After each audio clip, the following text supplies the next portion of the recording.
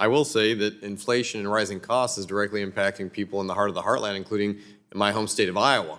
So as opposed to just talking about it, let's get after doing something about it.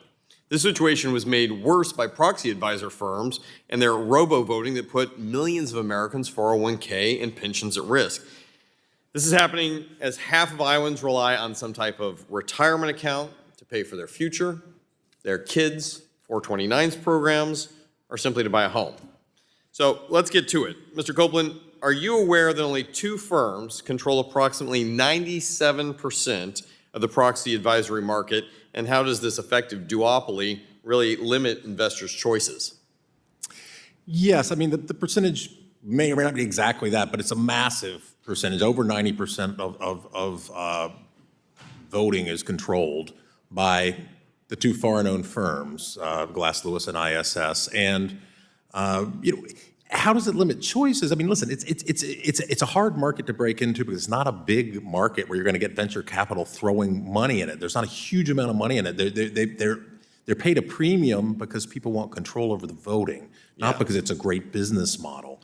But it also makes it very subject to capture for that reason, because it's not a business that could get a lot of public buyback. No individuals hiring ISS or Glass Lewis.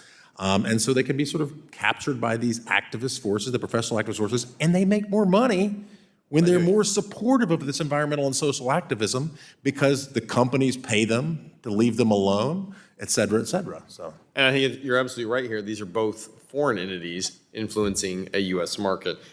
Mr. Mueller, if investors are 20% more likely to oppose a management simply because proxy advisors recommend it, it doesn't show that these firms wield disproportionate power over the overall investor. Would you agree with that?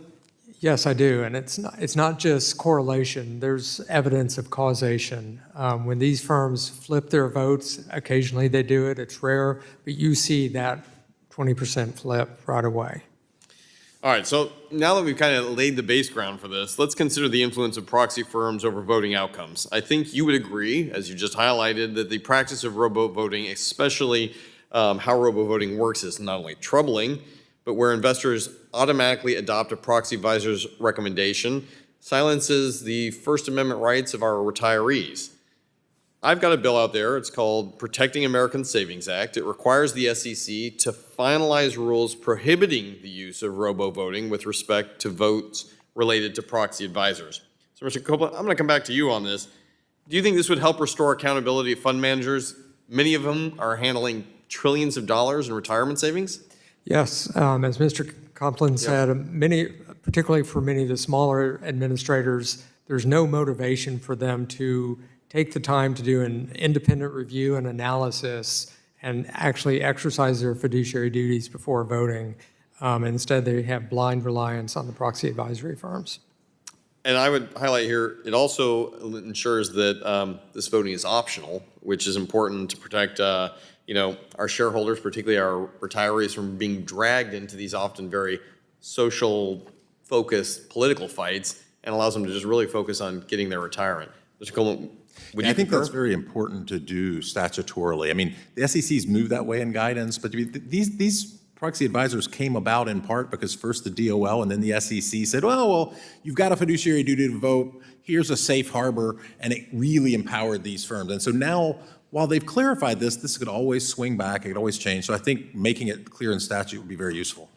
Mr. Chair, I'd like to be able to submit for the record the letter here to the American Securities Association that details proxy power proposal abuse and the reform rules that we could go that complement the bill. Without objection. I'd like to just now quickly talking about the SEC rules. Former Secretary Gensler expanded the definition of solicitation to cover proxy voting advice. Normally, solicitation means directly asking someone for their vote. Gensler went further. He said, even research or recommendations from proxy advisors should count. So just the thought process versus the actual.